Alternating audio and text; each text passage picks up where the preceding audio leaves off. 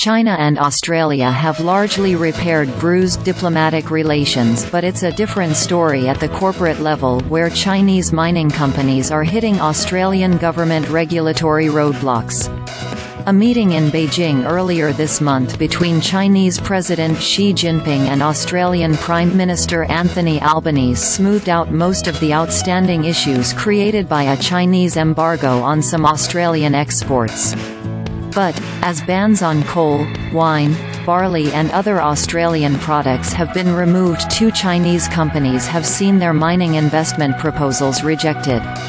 The issue, which has prompted a negative reaction from the Australian government agency which controls foreign investment, is Chinese interest in critical metals such as lithium and rare earths, which have multiple industrial and military uses. The Foreign Investment Review Board (FIRB) first moved on an attempt by Chinese interests to acquire control of the Bald Hill lithium mine, one of Australia's first to be developed but later forced into bankruptcy when the lithium price collapsed in 2019. Chinese interests continued to operate the mine but were accused of selling lithium to associates in China at a steep discount, which sparked Australian government inquiries which led to a ban on Chinese ownership, clearing the way for the Australian company, Mineral Resources, to buy Bald Hill in September.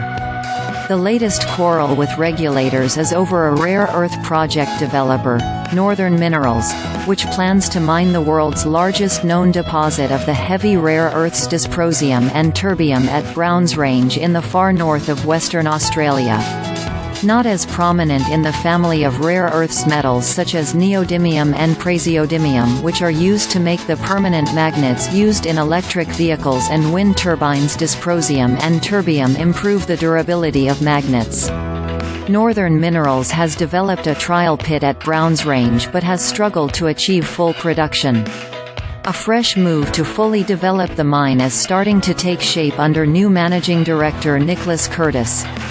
It was Curtis who took another Australian rare earth company, Lynas Rare Earths, from obscurity into production before leaving during a rare earth price collapse, being replaced by a new team which has continued his work to the point where Lynas is collaborating with the U.S. government on a rare earth strategy that includes a facility in Texas to process Australian rare earths. Like the battle for Bald Hill, the fight over Browns Range has sparked Australian government intervention and a rearguard fight by Chinese interests, which took a fresh turn this week with an attempt to dump Curtis from the Northern Minerals board. Using Australian corporate law, the Chinese-controlled Yushao Fund, which has a 9.8% stake in Northern Minerals, has requested a meeting of the company's shareholder to vote on a resolution to remove Curtis.